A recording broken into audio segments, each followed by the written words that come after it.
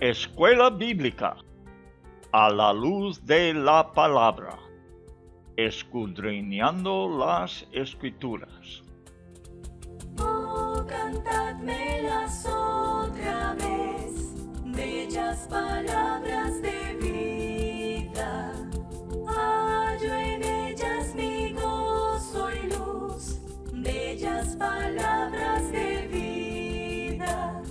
Sí. Luz a las Naciones, canal cristiano de comunicación presenta A la luz de la palabra, un estudio expositivo de la palabra de Dios, una presentación minuciosa de toda la Escritura, porque es inspirada por Dios y útil para enseñar, para redarguir, para corregir, para instruir en justicia, a fin de que el hombre de Dios sea perfecto, enteramente preparado para toda buena obra.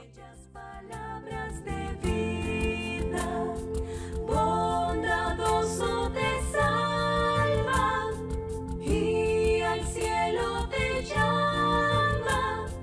Qué bellas son. Escuela Bíblica a la luz de la palabra, edificando sobre la roca. Qué bellas son, bellas palabras de vida.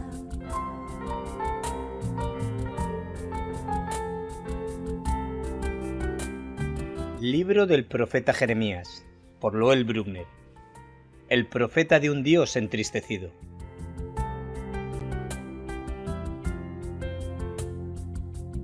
Antes que te formase en el vientre te conocí, y antes que nacieses te santifiqué, te di por profeta a las naciones.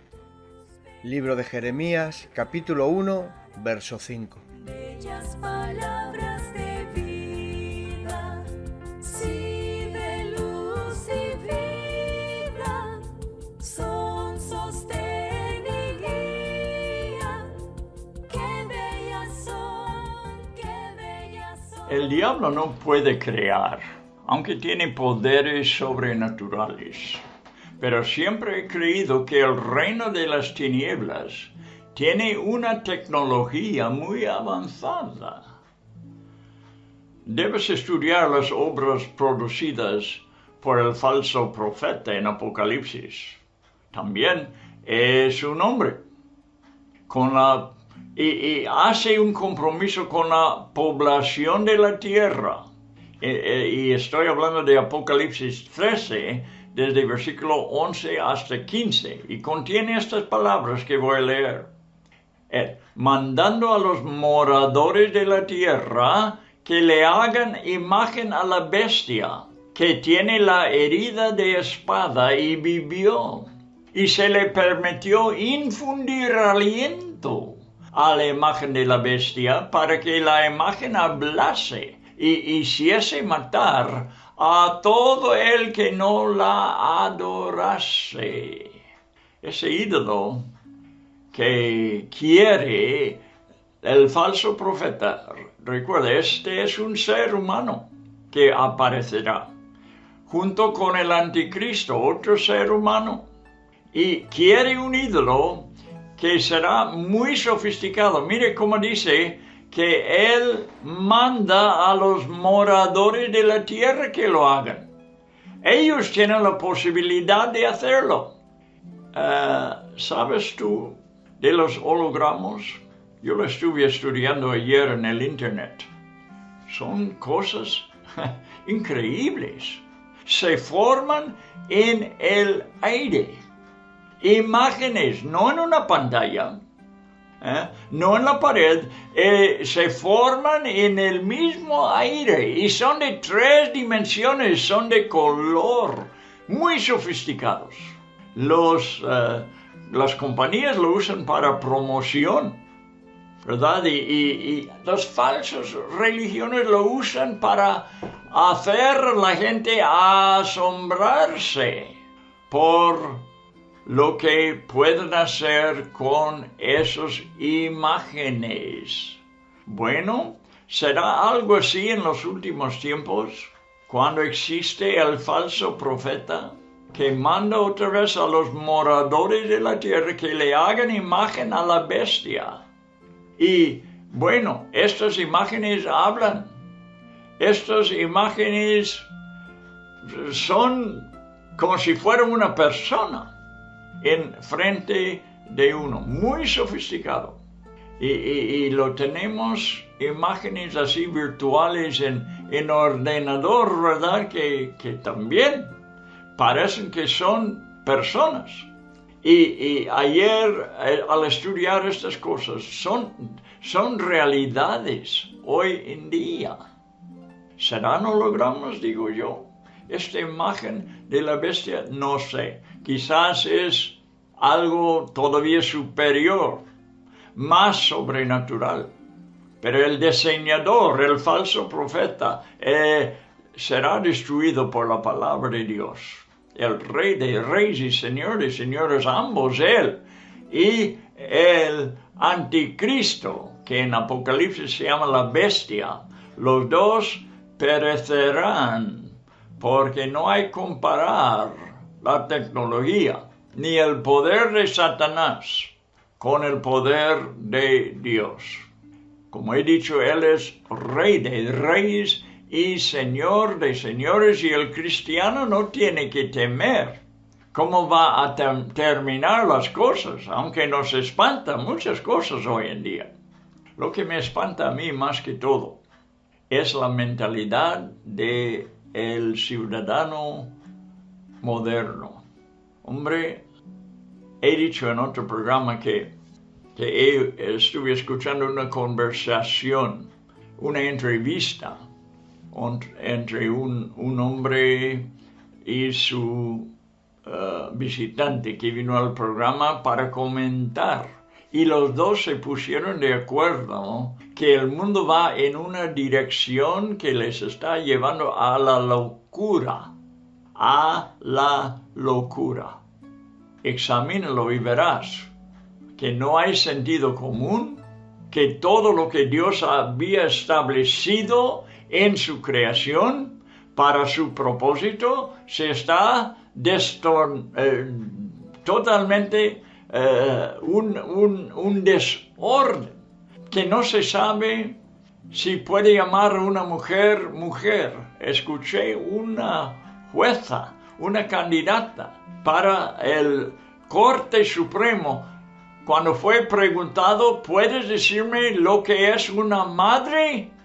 Y ella dijo que no. ¿Qué es eso?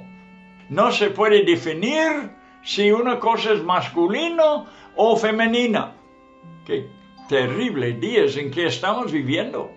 Una oscuridad, unas tinieblas, una nube sobre la humanidad y nada tiene sentido. Es una locura.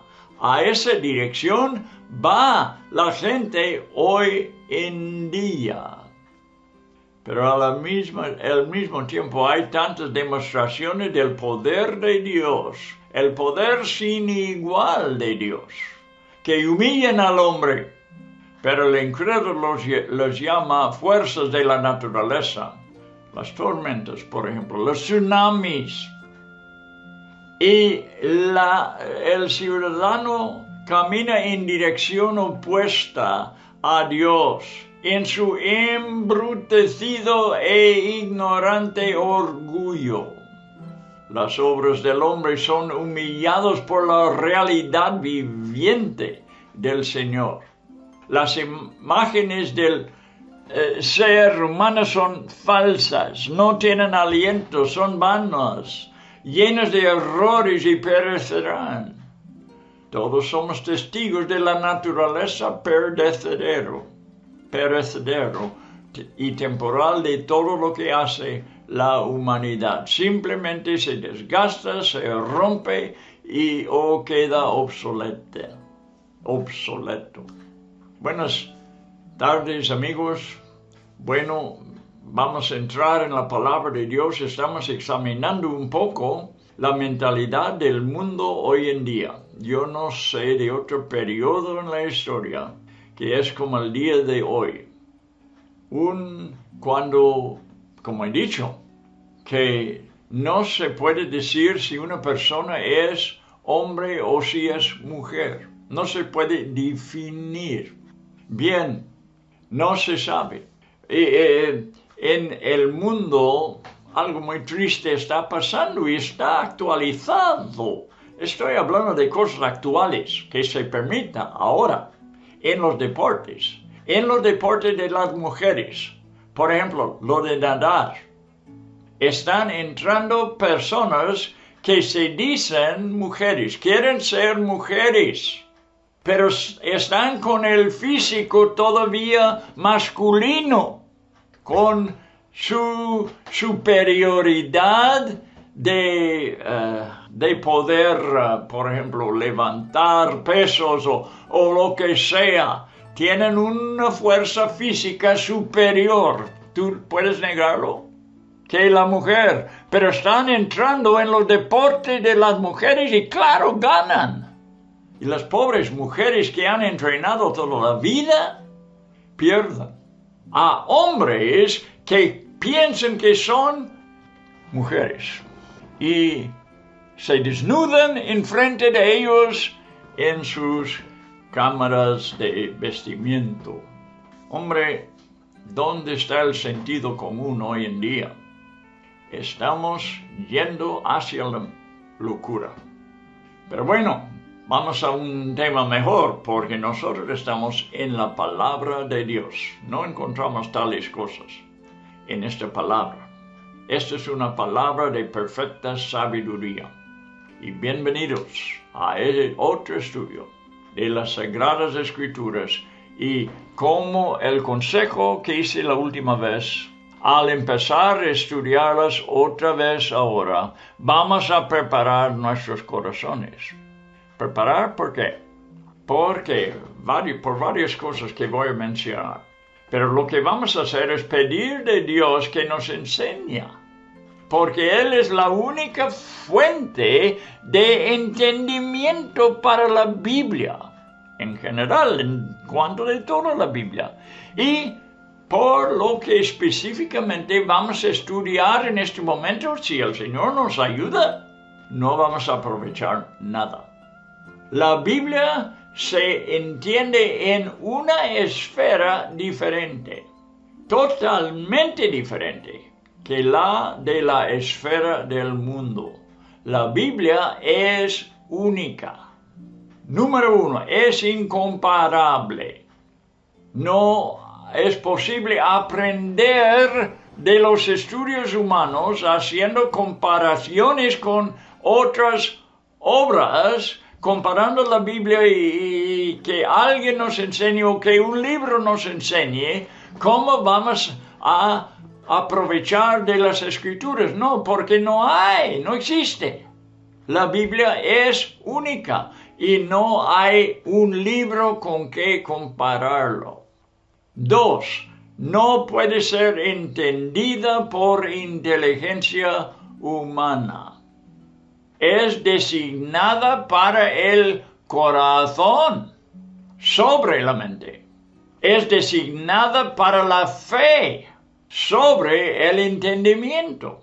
La Biblia no es una explicación, sino una declaración para que confiemos en el que hable. ¿Ves? La Biblia tiene este propósito. Los libros quieren entrar en tu mente, en tus pensamientos, en tu entendimiento y darte instrucciones.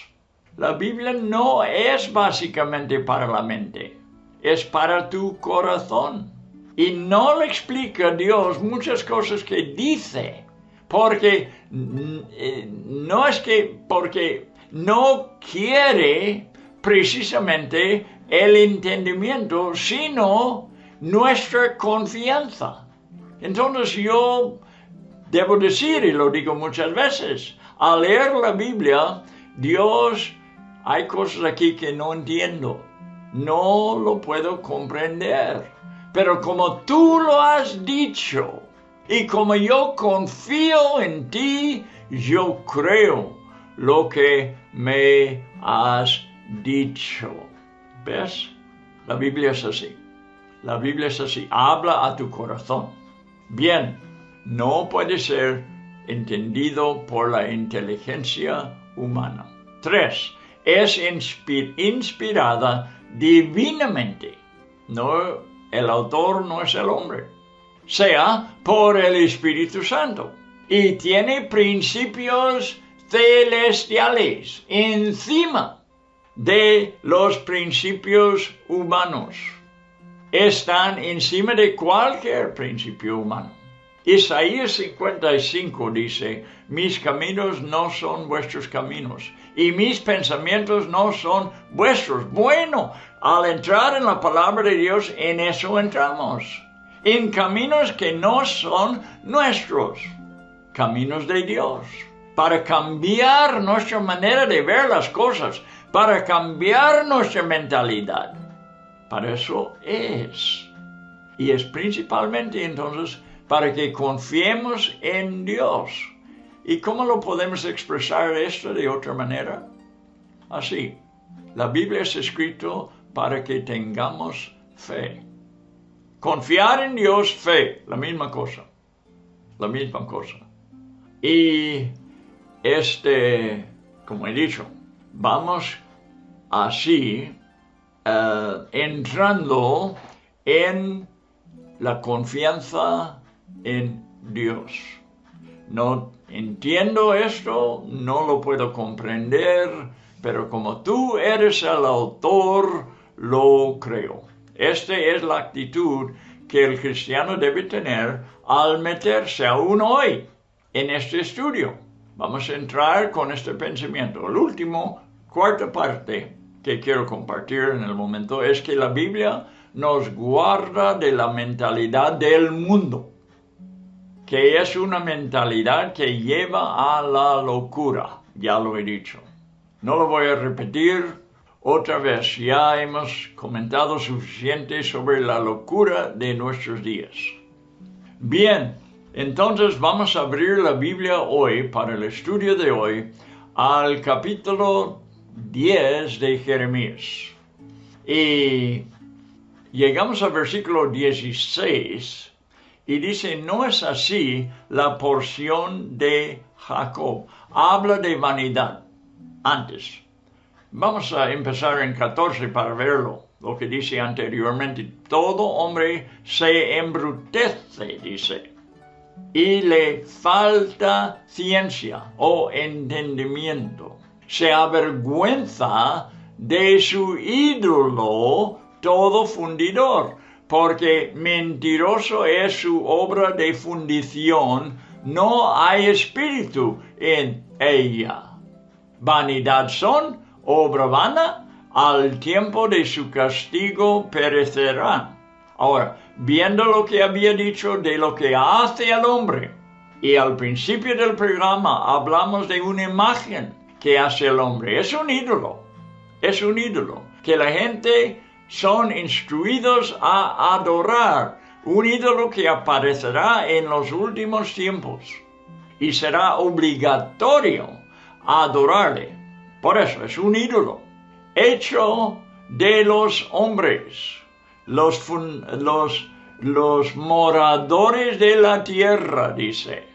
El falso profeta les anima a crear esta imagen. Y yo preguntaba si quizás sería un holograma, como se hacen hoy en día, para hacer propaganda, para hacer promoción, y aún las sectas falsas lo usan para impresionar a su pueblo. Bueno, entonces, esto es lo que se hace. Pero dice al final es vanidad, ¿verdad? Y entonces entramos en el versículo 16.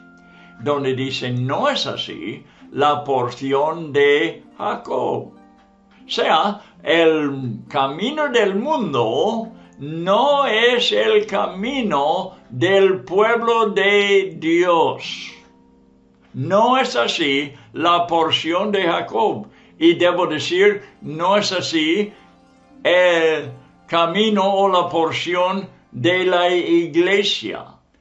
Ambos, Israel y la iglesia, fue puesto en este mundo como una luz. Jesús lo dijo a sus discípulos, vosotros sois la luz del mundo. Israel fue así en el Antiguo Testamento porque no había otro pueblo que tenía la revelación de Dios. Y si una persona en un lugar lejano quiso saber los caminos de Dios, tenía hambre para Dios, ¿para dónde iba? Para Jerusalén principalmente. ¿Recuerda? Como en los días de Salomón, la gente, reyes, una reina, llegaron de lejos para escuchar la sabiduría de Salomón. Él era una luz para las naciones en su día. Después leemos en el Nuevo Testamento ya de un eunuco.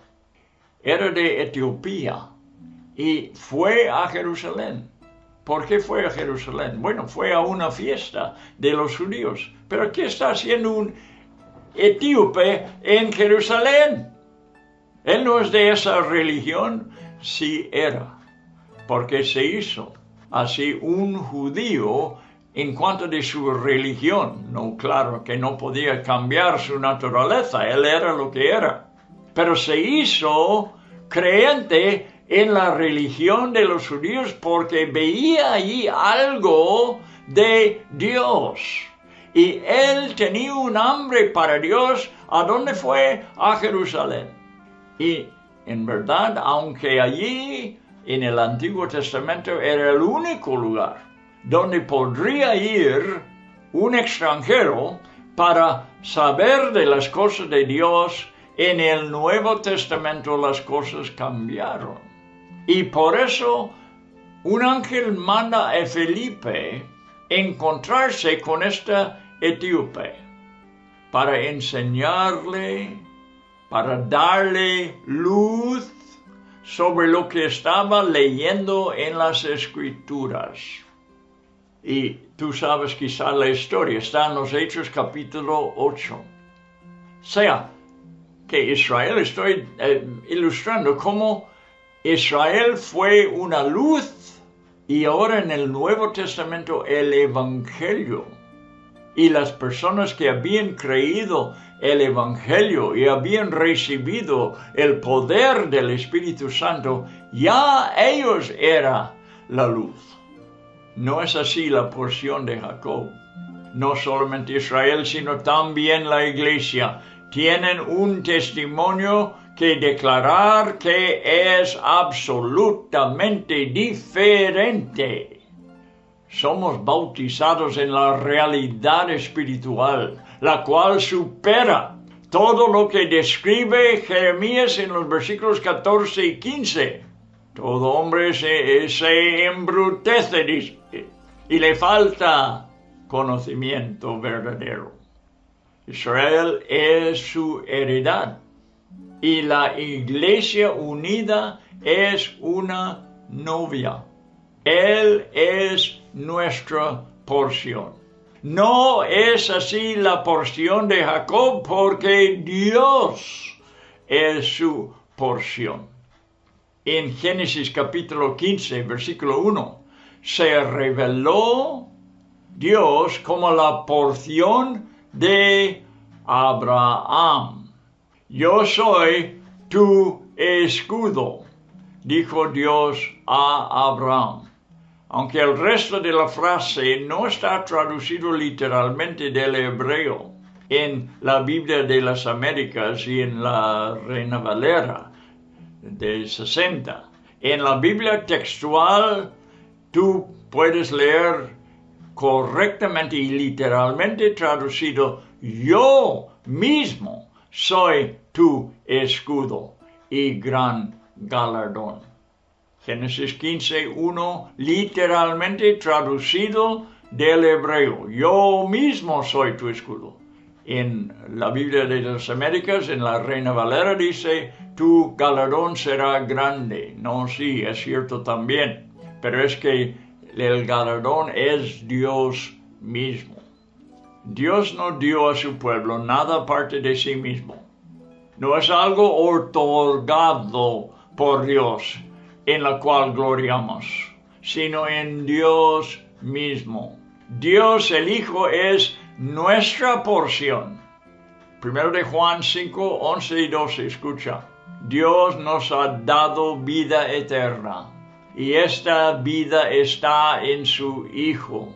El que tiene al Hijo tiene la vida.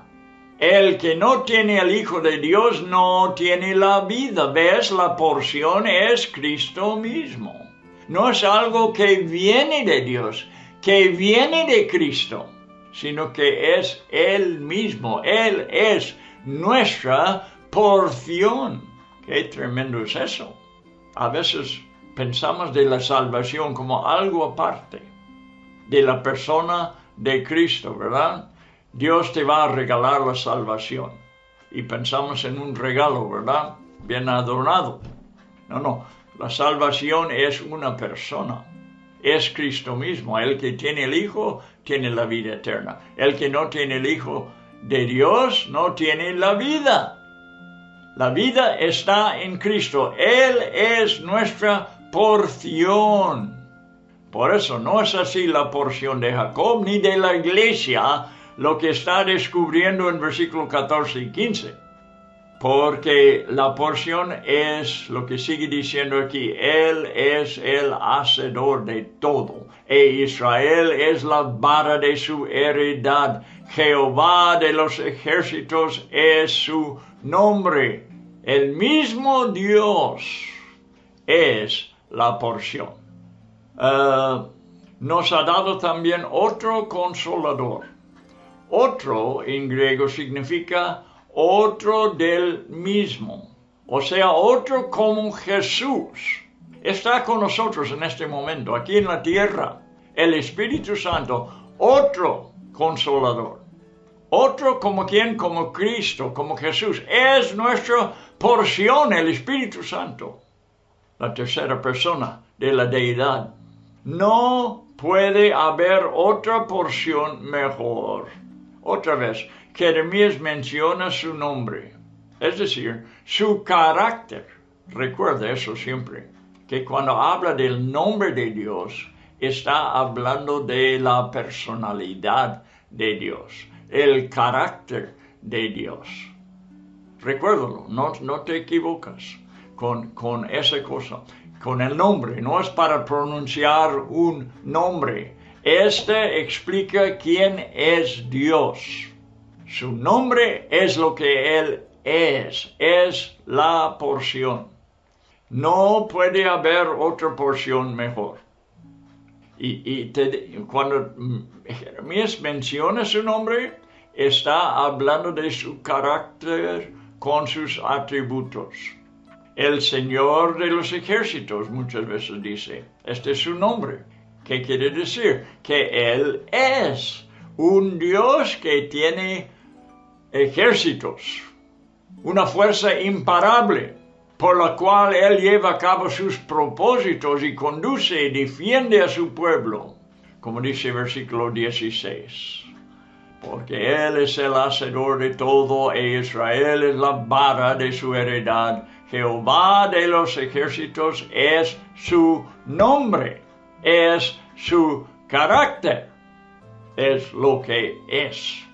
Jeremías, bueno, pero ahora los habitantes que quedaron en Jerusalén están en grandes apuros, porque el sitio babilónico, el asedio, es otra palabra, el sitio babilónico ha cumplido su propósito, rompiendo la resistencia de los ciudadanos. Los que están en el lugar sitiado recogen sus pertenencias preparándose para ser desalojados. y transportados a Babilonia. Día triste para Israel.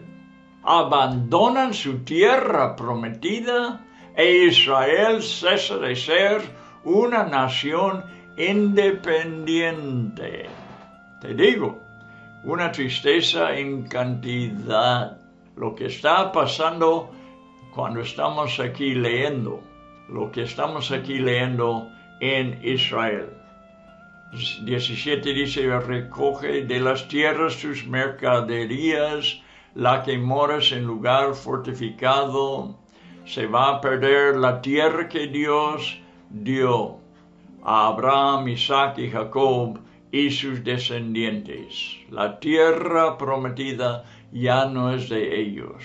Cae en manos de los babilonios y ellos se van a Babilonia. Bien, los que están abandonan su tierra prometida. Israel cesa de ser una nación independiente. La Biblia de las Américas traduce correctamente al decir, para que me puedan hallar, versículo 18, vamos a leerlo. Ay de mí por mi quebrantamiento, mi llaga es muy doloroso, pero dije, ciertamente enfermedad mía es esta y debo sufrirla. Ese es el versículo 19, me adelanté un poco. 18, porque así ha dicho Jehová aquí, que esta vez arrojaré con honda los moradores de la tierra y los afligiré para que lo sientan. Vamos a ver la Biblia de las Américas, acabo de leer del Reina Valera, la Reina Valera. Biblia de las Américas, 18. Porque así dice el Señor, he aquí en esta ocasión tiro con honda a los habitantes de la tierra y los afligiré para que me puedan hallar. Para un propósito. Dios está mandando ciertos sufrimientos a los habitantes de la tierra, pero ¿con qué propósito? Para que me puedan hallar. El único consuelo en ese tiempo era hallar a Dios. Es todo lo que les queda, pero una fuerte consolación para los que se vuelven a Él. He dicho, este es un tiempo sumamente triste para Israel, pero hay esta consolación. Uno puede, en estas circunstancias en que no se puede confiar en el hombre ni en sí mismo, las cosas van más allá de lo que uno puede controlar, pero ahí está Dios. Para ser hallado, para confiar en Él, ¿cuántas veces aparece Dios en una situación imposible? ¿Para qué? Para que no confiemos en las posibilidades humanas, sino en el poder sin límite de Dios. Para que me puedan hallar, qué bueno, una fuerte consolación. Jeremías habla y sufre por su pueblo, que ahora tiene que someterse a la cautividad y vivir sin poder evitarlo bajo unas circunstancias muy penosas. Versículo 19 lo leí equivocándome. Ay de mí por mi quebranto, dice Jeremías. Mi herida es incurable, mas yo me dije, de cierto, esta es una enfermedad y debo soportarla. Están indefensos, Israel. La metáfora los describe como si vivieran en tiendas, cuyas estacas han sido quitadas y cuyas tiendas han sido tumbadas. Los hijos han sido asesinados o llevados al exilio, y no hay quien pueda socorrerles. El dolor es inmenso. Versículo 20, mi tienda está destruida y todas mis cuerdas rotas, mis hijos me han abandonado y no queda ninguno. No hay quien plante de nuevo mi tienda ni coloque mis cortinas. La triste situación en el tiempo de Jeremías. que estamos leyendo. Pero Israel está aprendiendo. Y es hecho, todo eso es hecho para que ellos puedan hallar a Dios. No han podido hallar a Dios en su situación cómoda. Y muchas veces la iglesia tiene el mismo problema. Cuando todas las cosas van bien, cuando todos estamos cómodos, parece que Dios está lejos. Pero en medio de una prueba, en medio de un sufrimiento, clamamos a Dios con todo el corazón y entonces Él puede ser hallado. Los nobles de entre los líderes son como pastores comunes que han fracasado miserablemente. Eran hombres impiedosos que gobernaban independientemente, confiando en sus propias capacidades, sin buscar al Señor para que les guiase y fortaleciese. El caos ha prevalecido y su ganado ha sido esparcido. Versículo 21. Porque los pastores se han entorpecido y no han buscado al Señor. Por tanto no prosperaron y todo su rebaño se ha dispersado. Vamos a leer el versículo 22 y después también comentaremos. Se oye un rumor, dice. Y aquí, bueno, estoy todavía en la Biblia de las Américas, voy a volver a la Reina Valera. 22. He aquí que voz de rumor viene y alboroto grande de la tierra del norte, para convertir en soledad todas las ciudades de Judá en morada de chacales. Bien, el caos ha prevalecido, he dicho. La invasión viene del norte con el alboroto de un ejército marchando. Van hacia Jerusalén. Y como dijo anteriormente, será habitada solamente por chacales después que los babilonios terminen lo que ellos van a hacer en Jerusalén. Adelante a versículo 23. Conozco Jehová, que el hombre no es señor de su camino. Ay, escúchalo, hermano mío. Escúchalo. Y si tú no eres hermano, si tú no eres de la iglesia, escúchalo también. Porque es para ti igual que para el cristiano. Conozco, oh Jehová, que el hombre no es señor de su camino. Ni eres tú, amigo mío. No puedes dirigir tu vida en este mundo sin la ayuda de Dios. Ni del hombre que camina es el ordenar sus pasos. En otras palabras, hacer planes. Pensar, yo voy a lograr esto, yo quiero hacer esto. No es del hombre. Dice la palabra de Dios que no puede fallar. Castígame, oh Jehová, más con juicio, no con tu furor, para que no me aniquiles. Jeremías está pidiendo una corrección. Sabe que necesita, como yo, como todos, necesitamos corrección. Castígame, dice. Usa la vara para que aprendamos, no con tu furor, sino con tu disciplina. Versículo 25. Derrama tu enojo sobre los pueblos que no te conocen, por favor, y sobre las naciones que no invocan tu nombre, porque se comieron a Jacob, lo devoraron, le han consumido y han asolado su morada. Jeremías resume con un principio valioso que lleva una verdad inmutable, tan segura para el cristiano en estos tiempos como para el judío en su tiempo. En su creación, Dios creó al hombre para que fuese dependiente. Un bebé, ¿cómo es? Es indefenso. Comparado con muchos animales al nacer. No se creó a sí mismo. el hombre, y no puede funcionar sin su Creador.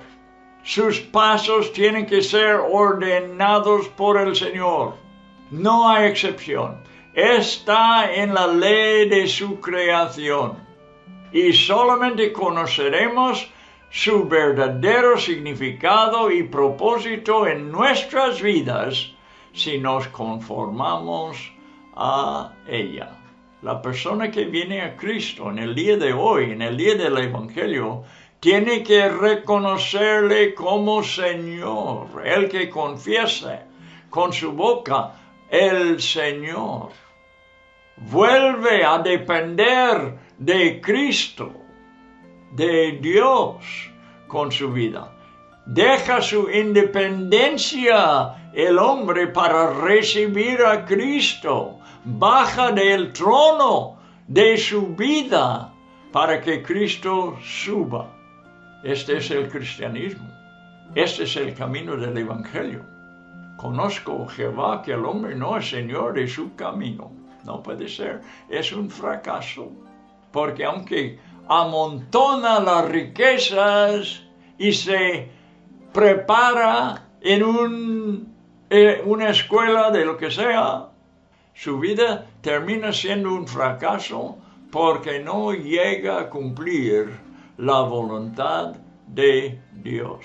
Hay que entregarse a Cristo para poder hacer, por medio de Él, la voluntad de Dios. Pablo la expresa en el lenguaje del Nuevo Testamento. Todos los que son guiados por el Espíritu Santo, estos son hijos de Dios. Y los que no son guiados por el Espíritu Santo no son hijos de Dios. Es un requisito. Tenemos que entregarnos al señorío de Jesucristo. El versículo que acaba de leer es Romanos 8:14, si lo quiere apuntar. Los que no son guiados por Él no son hijos, sino rebeldes. En Romanos 10, versículo 9, otra vez, apúntalo.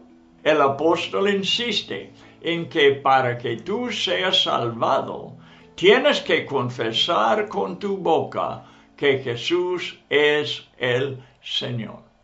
La única forma de ser salvo. Muchas veces decimos algo que no es la completa verdad. Hay que recibir a Cristo como tu Salvador, que comúnmente se dice. Pero lo que Pablo dice es que hay que recibir a Cristo como tu Señor. Entonces será tu Salvador. Pero la cosa es someterse al señorío de Cristo para ser salvo. Hay que hacerlo. Obviamente significa que el pecador tiene que hacer una confesión verbal de que está sometiéndose al señorío de Jesucristo. Podemos estar muy agradecidos de que al caernos por intentar caminar solos, tenemos a un Padre Celestial que nos disciplina perfectamente. Jesús dijo a una iglesia que había fallado: yo reprendo y castigo a todos los que amo. Nos trata como hijos cuando nos reprende, cuando nos castiga. Y Jeremías está pidiendo castigo, Señor, una corrección, una disciplina. Y si no recibimos disciplina, la palabra de Dios también enseña que no somos hijos. Dios siempre disciplina a sus hijos. Él es fiel. Pero lo que acabo de leer en Apocalipsis es 3:19. Yo reprendo y castigo a todos los que amo. La Odisea es la iglesia quien habló eso. Todavía tenía la oportunidad de recibir su disciplina amorosa con solamente arrepentirse celosamente. Ciertamente, cualquier miembro de la iglesia podía hacerlo. Jeremías ruega al Señor que actúe. Como siempre, tiene que hacerlo con justicia, pero con una justicia moderada, sin furor, por favor. Aprendimos de Pedro en el último capítulo que primeramente a veces Dios tiene que corregir a su pueblo con una disciplina severa y después está en el último capítulo de primero de Pedro. Pedro infirió en que el juicio sobre los que desobedecen el Evangelio sería incomparablemente peor. Lea 1 de Pedro 4:17. Jeremías poseía la misma sabiduría que Pedro aprendió mucho más tarde. Él rogó para que Dios reservara su enojo para los enemigos que no le conocen y no dependen de él. Los vecinos de Israel colaboraron con Babilonia y el Señor los observó. Pablo afirma, es justo delante de Dios pagar con tribulación a los que os atribulan, y a vosotros que sois atribulados, daros reposo. Segundo de Tesalonicenses 1, 6 y 7. Así finalmente terminará todo en justicia cuando el Señor vuelva a por su iglesia. ¿Ves? Entonces dará retribución a los que han perseguido a la iglesia como a los que habían perseguido a Israel. Entramos en capítulo 11 de Jeremías. Aquí veremos el pacto roto de Israel y de la responsabilidad humana. Observamos desde el principio de este libro que a Jeremías le preocupaba más el contenido del mensaje que el Señor le dio, más que la cronología. En otras palabras, no está en orden cronológico el libro de Jeremías, sino organizado por el contenido. Nos hace concluir que el mensaje se aplicaba a su pueblo desde todos los tiempos, y hemos intentado ver cómo se nos aplica a nosotros en estos días, muchos siglos más tarde, bajo el nuevo pacto. Pero hallamos cosas constantemente que se aplican a la iglesia hoy en día. Parece que el Señor dio esta porción a Jeremías cuando era muy joven. Jeremías estaba todavía entre los ciudadanos de Anatot, era su pueblo natal, y de los cuales ya está recibiendo oposición de sus propios ciudadanos, compatriotas. Anatot está en el territorio de la tribu de Benjamín, y Dios le está enviando a Judá, a Jeremías, concretamente a las calles de Jerusalén. También de acuerdo con su llamamiento y mensaje, Jeremías proclama amén. Vamos a ver, capítulo 11, versículo 1.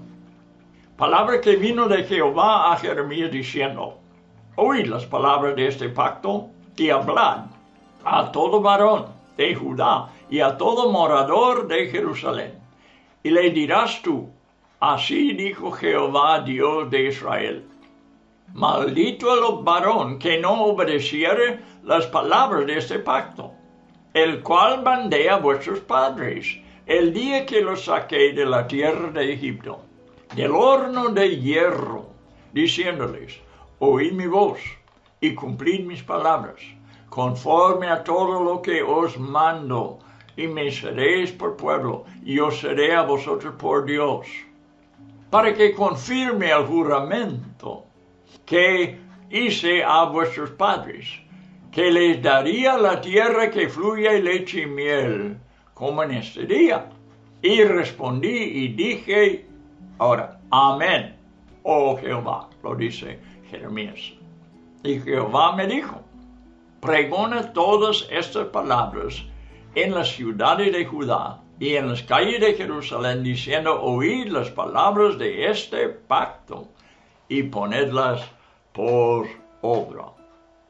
También de acuerdo con su llamamiento y mensaje, Jeremías proclama amén. Está demostrando su acuerdo con el llamamiento y el mensaje que Dios le ha dado.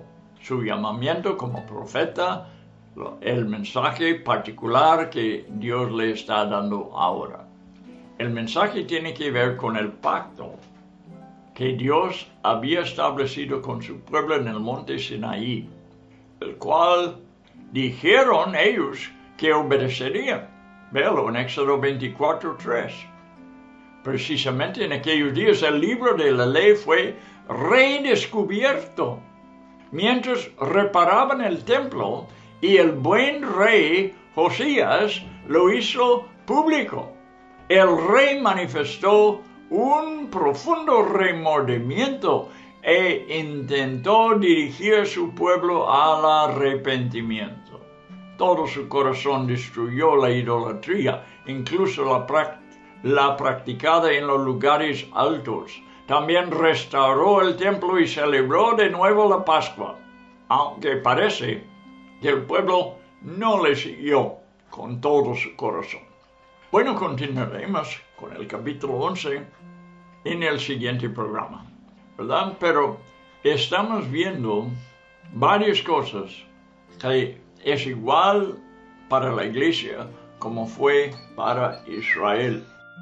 Vamos a ver que Dios, con el tiempo, que Dios tenía que hacer un nuevo pacto con Israel.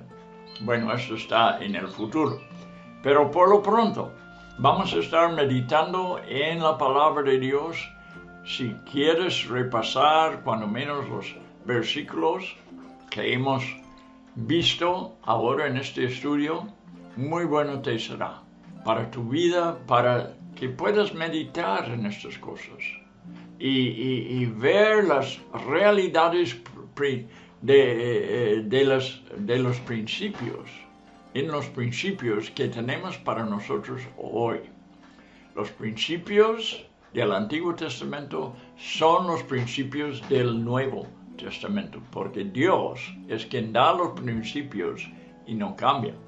Ahora, el pacto, tenemos un nuevo pacto, no practicamos los ritos del Antiguo Testamento, esos son pasados y no metemos en eso, pero los principios sí, los principios son para la iglesia ahora.